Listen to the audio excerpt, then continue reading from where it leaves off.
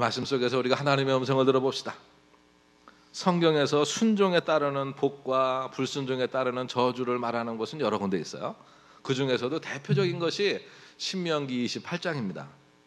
28장 1절로 14절까지인데 1, 2절만 한번 읽어보겠습니다.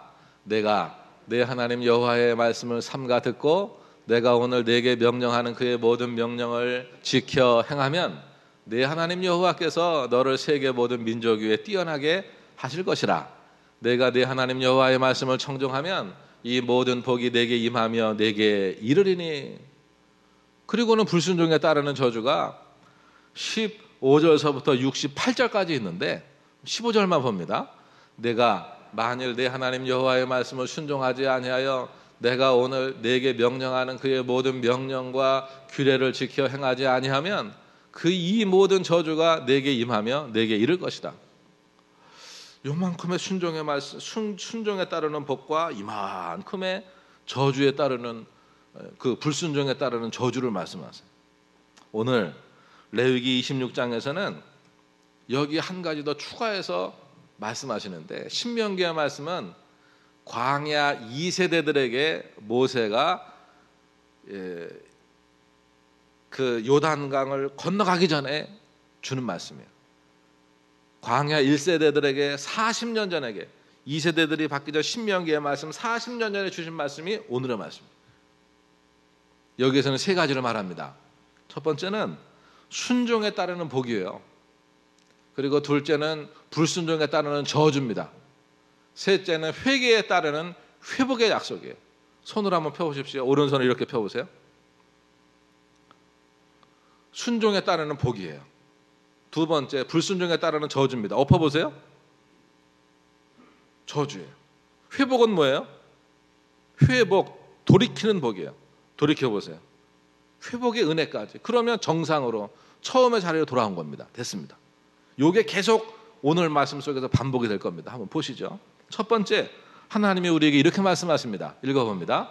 내 규례와 계명을 준행하여 순종하면 여호와 내가 이런 복을 주리라. 하나님이요 우리에게 이런 복을 주신대요. 그러면서 3절에 보니까 하나님의 약속입니다. 너희가 내 규례와 계명을 순종하면 내가 이렇게 행할 거야 하면서 하나님의 약속인데, 4절부터 쭉 보지요. 하나님이 우리에게 순종하는 자에게 어떤 복을 주시는지. 내가 너희에게 철을 따라 비를 주리니 땅이 그 산물을 내고 밭에 나무는 열매를 맺으리라. 철 따라 부으시는 비의 은혜가 우리에게 있답니다. 아멘. 5절은요 타작과 파종이 연결된대요. 타작하고 추수하고 심고, 그리고 쭉 심은 게 또 이게 타작한 거 먹는 거예요. 먹다가 또 타작할 때 또 심고, 타작하고 나서 또 심고, 이게 계속 연결된다는 거예요.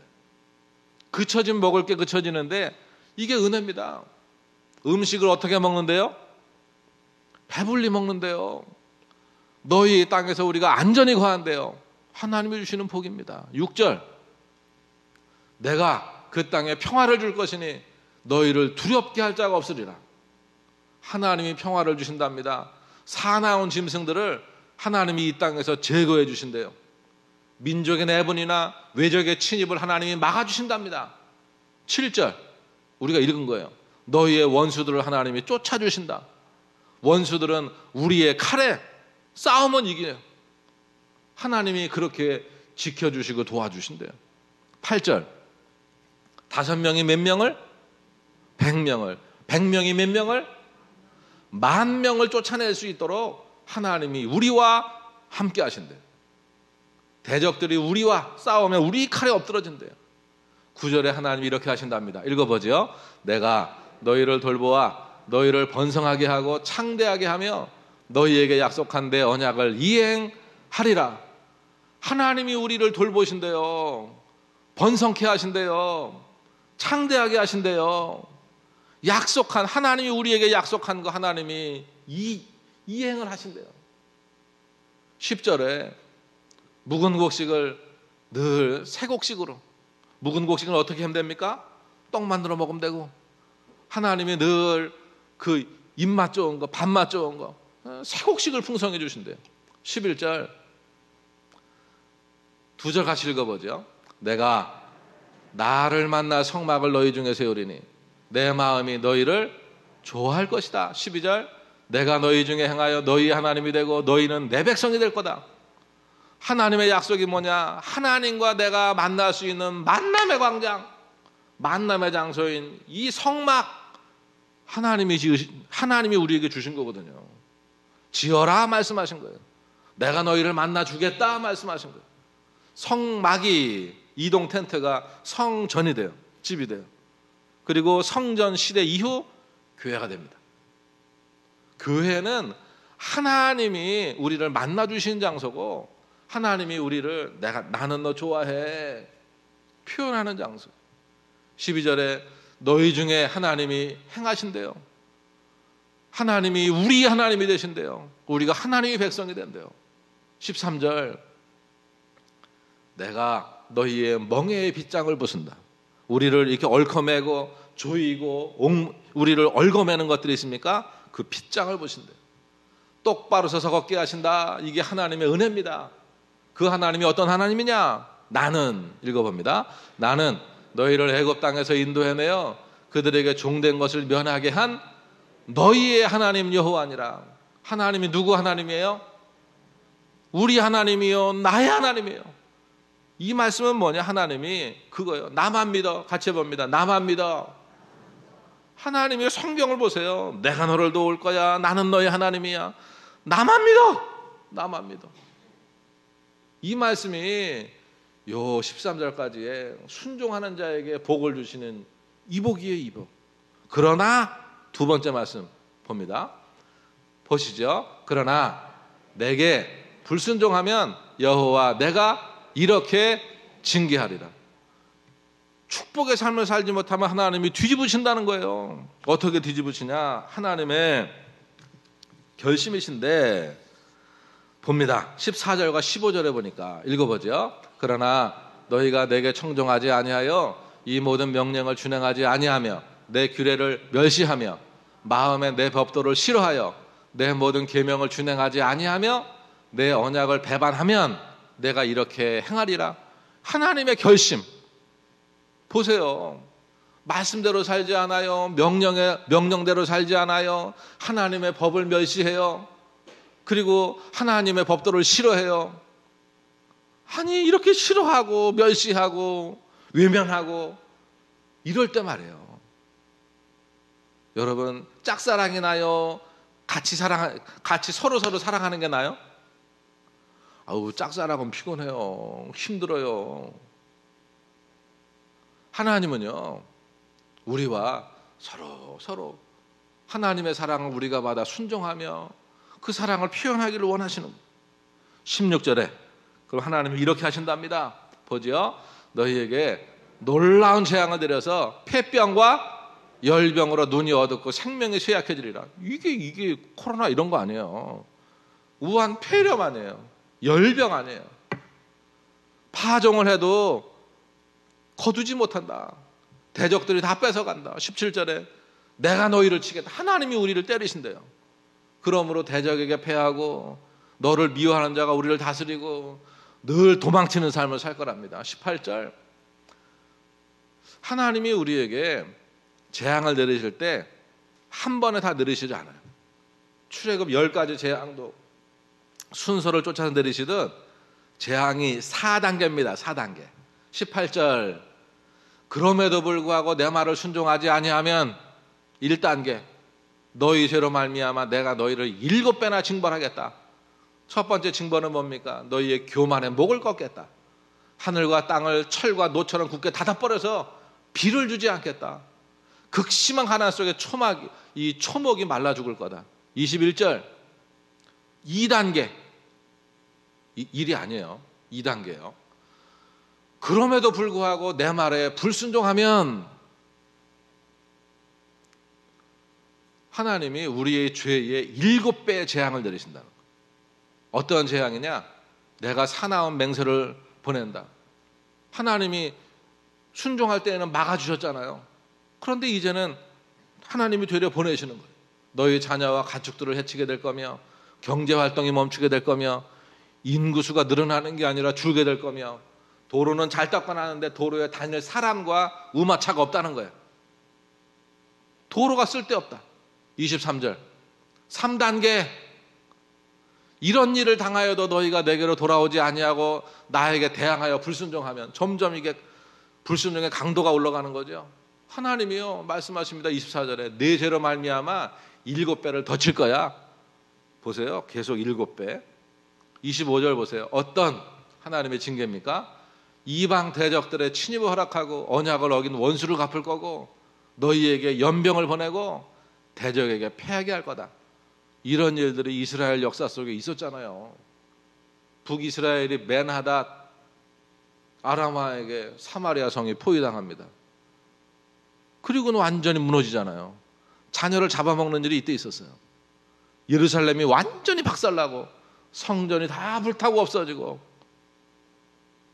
26절 너희가 극도의 식량난에 빠져서 겨우 죽지 않을 만큼의 양식만 얻어먹고 배가 너무너무 고플 거라는 거예요.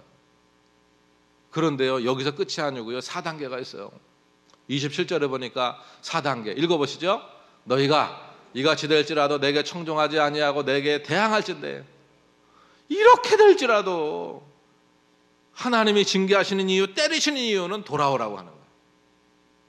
근데 이게요 그래도 하나님 품으로 돌아오지 않을 때 하나님이 너희 죄로 말미암아 7배를 더 징벌하신대요.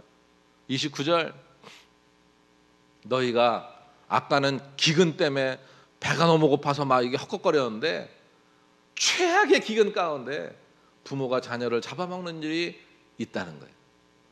30절로 33절에서는 하나님이 계속해서 이제 너희들이 무너진 이유에 대해 그것들을 하나님이 다 부수겠다는 거예요. 바알과 아세라 우상의 산당과 분향단을 할 것이다. 그리고 너희들의 시체를 그 우상에게 던져버릴 거다. 이제는 내가 내 마음이 너희를 싫어한다. 오죽하면 이스라엘에 내린 재앙 때문에 대적들이 깜짝 놀라는 거예요. 그리고 하나님이 약속의 땅 가나안에서 너희를 추방하여 여러 민족과 이방 땅에 흩어버릴 거다. 이런 일이 북이스라엘이 아수르에 끌려가고 추방을 당하잖아요. 남유다가 바벨론에 끌려가고 추방당하잖아요. AD 70년에는 로마에 그들이 무너지고 그 나라에서 아예 쫓겨나 버려요. 그리고 2000년 가까이 나라가 없이 떠돕니다. 역사가 현실이잖아요. 이런 상황 가운데 하나님께서 우리에게 말씀하시는 게 뭡니까? 34절로 35절 붉은 글씨 읽어봅니다. 너희가 징계를 받아 이방 땅에 포로로 잡혀갔을 때에 이스라엘 땅은 쉬며 안식년을 누릴 것이다. 그럼 보세요. 그냥 무너지고 나면 그냥 포로로 끌려가면 끝이다. 망하면 끝이다. 그게 아니에요. 성경은요 그 이면을 이야기합니다. 사람들이 예배를 못 들어서 우리가 어떻게 해? 하는데 포로 잡혀가서 어떻게 해? 성전이 무너져서 어떻게 해? 하는데 성경이 말하는 것은 매 7년마다 휴경명령이 있다는 거예요. 레위기 25장 1절로 7절에 보면 너희가 일주일 7일 중에 엿새는 열심히 일하고 하루는 쉬면서 하나님과 교제하라는 거예요. 7년이면 6년 동안은 열심히 일하고 7년째는 농사 짓지 말라는 거예요. 땅을 쉬게 하라는 거예요. 땅이 나는 거 그냥 내버려 두고 그거 너희가 추수하지 마라. 네 거 아니다. 하나님이 6년째 너희 2년 동안 먹을 거 다 주실 거야. 쌓아두려고 신경 쓰지 말고 주시는 음식 순종하며 살아갈 때에는 하나님이 풍성히 주신다니까 말씀하시면서 7년째 안식년에 나는 건 나그네가 먹게 하고 가난한 자들이 먹게 해. 그러면 그 땅이 어떻게 되냐? 포로로 잡혀간 기간 동안 그 땅은 휴경을 통해서 새 힘을 얻고 땅이 너희가 포로에서 돌아왔을 때는 땅이 힘을 얻어가지고 너희가 농사만 심기만 하면 풍성히 거두게 하신다는 겁니다. 이걸 보면 하나님의 오묘한 계획 속에 하나님의 사랑과 배려예요. 하나님의 사랑이고 배려입니다. 38절의 말씀을 보면 범죄한 이스라엘 백성들은 적군의 포로로 잡혀가서 그 땅에서 객사하게 될 거라고 말합니다. 1세대가 죽잖아요. 2세대가 포로 귀환으로 돌아옵니다. 그리고 성전을 짓습니다. 하나님과의 회복을 하는 것입니다. 39절 말씀에 보면 이 말씀이 연결되는 거예요. 보세요. 이 말씀은 열조가 지은 죄에 대한 책임을 후손들에게도 내가 묻겠다, 그런 말이 아니에요. 내가 죄 지은 거 내가 받는 거예요. 그런데 부모가 죄의 삶을 살면 자녀들은 그거 보면서 똑같이 행동해요. 자녀가 또 죄를 짓는 거예요. 죄의 영향력 속에. 그러므로 또 자기가 지은 죄 자기가 또 받는 거예요. 이걸 보면 전통이라고 하는 이름으로 이어져 오는 죄가 지역민들에게 고착화돼서 죄를 짓게 하는 것을 우리가 봐야 합니다. 우리는 죄에 대해서 자각해야 돼요. 전통이라고 하는 이름으로 단종죄, 각 지역마다 전통이라고 하는 이름으로 우리가 우리 삶 속에 늘 하던 거, 제사 문화도 마찬가지예요. 군문화, 전보는 문화 마찬가지입니다. 역사와 신앙이, 민중의 신앙이 얽혀 있어서 그것이 하나님으로부터 멀게 하는 거예요. 이것이 가나안 문화입니다. 하나님의 말씀입니다. 세 번째 보시죠. 그러나 너희가 회개하고 돌아오면 복의 자녀로 회복시켜 사랑하리라. 이것이 하나님의 복이에요. 회개에 따른 회복의 약속입니다. 그래서 여호와 하나님께서는 사랑의 하나님이십니다. 그러기에 우리에게 살 길을 열어주세요. 살 길을 열어주세요. 첫 번째 하나님이 우리에게 주시는 것은 회개한 자는 어떻게 한다? 결코 버림을 당하지 않는다. 하나님은 우리를 징계하는 것은 죽이기 위해서, 멸망시키기 위해서 징계하는 게 아니라 우리를 회복시키기 위함이에요. 첫 번째, 버리지 않는다. 두 번째는요, 하나님께서는 회개한 자를 기억하여 회복하신다고 하는 것입니다. 그래서 하나님께서 우리에게 진정으로 원하시는 것은 형식적인 예배가 아니라 상한 심령이래요. 아무 건성건성 하나님 미안해요, 이게 아니고 하나님 앞에 눈물이에요. 그래야 그 삶이 돌이키는 거니까. 날마다 자신을 돌아보고 회개하는 마음의 자세로 하나님과 온전히 연합하기 위해서 힘쓰는 것이 신앙인의 자세입니다. 그래서 신앙인의 자세는 자꾸 하나님을 보면서 하나님, 제 삶에 혹시 부족한 게 있었나요? 하나님 앞에 불의한 게 있었나요? 돌아보면서 자꾸 하나님을 바라보는 거예요. 하나님의 이렇게 그 하나님의 옷자락을 당기는 거예요. 나에게로. 하나님 나 봐달라고. 집에 있는 화분이 주인에게 기쁨을 주는 화분이면 어떻게 됩니까? 주인이 자꾸 물을 주고 돌보고 이렇게 하죠. 집에 있는 키우는 애완견이나 강아지가 주인을 보면 너무너무 막 기뻐서 막 이래요. 주인을 막 반겨해요. 그럼 어떻게 됩니까? 돌보지요, 목욕시켜주지요, 먹을 거 주지요. 근데 자꾸 주인을 물어 번쩍만쩍해. 그럼 어떻게 돼요? 그거는 돌봄을 받지 못하죠. 자녀가 부모를 향해서 너무너무 막 이렇게 사랑의 표현을 많이 합니다. 그럼 어떻게 됩니까? 부모는 전폭적으로 자녀에게 자기의 사랑을 쏟습니다. 그런데 그냥 너무너무 속상해, 속 썩는 일만 해요. 그럼 어떻게 됩니까? 그 사랑이 끊어지죠. 부부 사이에도 이거는 약속이잖아요. 약속. 서로가 서로를 향해 잘하면 잘해줘요. 그렇죠? 잘하면 이게 메아리예요. 메아리. 하나님과 우리의 관계도 언약의 관계라고 하는 것입니다. 너희가 순종하라, 내가 너희에게 복을 주리라. 불순종하면 징계하리라. 근데 하나님은 단순히 기브 앤 테이크의 관계를 넘어서서 우리의 창조주, 우리에게 나는 너의 아빠야 라고 말씀하신 하나님은 우리에게 늘 회복의 은혜를 주세요. 기회를 주세요. 40절에 보니까 하나님이 이렇게 말씀합니다. 하나님의 징계의 목적은 회개라고 하는 겁니다. 그래서 하나님이 우리에게 말씀하시죠. 하나님께서 나는 너에게 상한 심령을 원해. 말씀하세요. 첫 번째, 징계받은 이스라엘이 자기 죄악과 조상의 죄를 스스로 회개하면 41절에 어떻게 하신대요? 자신들의 불순종으로 말미암아 원수들의 땅에 끌려갔음을 또 깨닫고, 이게요, 우리가 회개할 때 깨닫게 하세요. 하나님께서 이렇게 회개할 때 기억하신대요. 내가 너희에게 약속했던 거 내가 기억하지. 내가 그 땅에서 너희가 그렇게 기쁨으로 예배드렸던 거 내가 기억하지.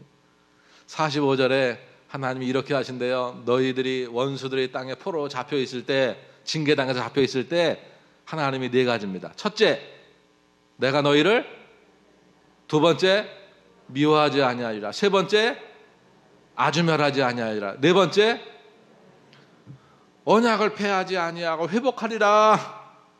이게 하나님의 은혜예요. 왜 그러냐? 나는 너희의 하나님 여호와이기 때문이다. 하나님이 누구의 하나님입니까?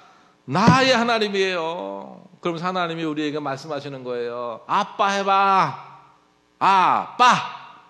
맞아요. 하나님 여호와, 하나님이 나의 하나님이십니다. 여호와 하나님이 나의 하나님이십니다. 그 고백을 하나님은 받기를 원하시고, 그렇게 여호와 하나님이 나의 주인이세요, 하나님이 나의 왕이세요 고백하는 자에게 하나님은 회복이에요. 우리는 어떤 곳에서도 하나님의 사랑보다 더 큰 사랑을 찾을 수가 없습니다. 연인들 간의 사랑이요? 그거요, 별거 아니에요. 그 감정은요, 금방 돌아서요.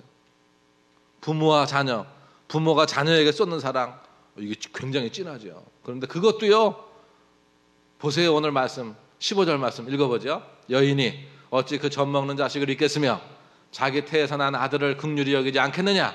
그들은 혹시 잊을지라도 나는 너를 잊지 아니할 것이라. 부모의 그 사랑을 하나님이 주셨다는 거예요. 하나님. 그 하나님이 우리를 사랑하십니다. 그 하나님이 우리에게 회복을 약속하셨습니다. 우리는요, 하나님의 규례와 계명을 알아야 돼요. 하나님이 도대체 나에게 뭐라고 말씀하시는지, 어떻게 살라고 말씀하시는지 성경에 있어요. 그래서 우리가 성경을 읽자는 거고요.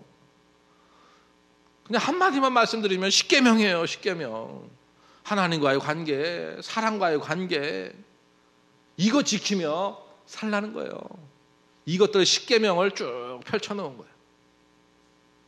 세상의 어떤 종교들이 이렇게 정말 사람을 사람답게, 아담을 사람답게, 사람을 아담답게 살라고 말하는 종교가 어디 있습니까? 참 생명의 종교, 참 자유한 종교가 바로 이 하나님 신앙밖에 없는 겁니다. 오늘의 말씀을 정리하겠습니다. 지금 전 세계에 전염병이 대유행이라고 하는 팬데믹에 빠져서 세계가 정신이 없습니다. 이런 가운데 우리는 하나님의 이 약속의 말씀을 붙들어야 합니다. 광야에서 그 하늘의 별을 보면서 하나님과 대화했던 아브라함의 회복의 은혜가 있으시기를 바랍니다. 내 삶을 하나님 앞에 세우고 하나님을 사색하는 시간이 되시길 바랍니다. 우리가 생각할 것은, 바라볼 것은 여호와 창조주 하나님의 사랑의 마음이에요. 하나님, 그리고 예수 그리스도 성자 하나님 대속의 십자가입니다. 그리고 내 안에 함께 계셔서 하나님의 자녀로 살게 하시는 성자 하나님과의 깊은 교제의 회복이, 이 안식이 은혜가 있으시기를 축복합니다.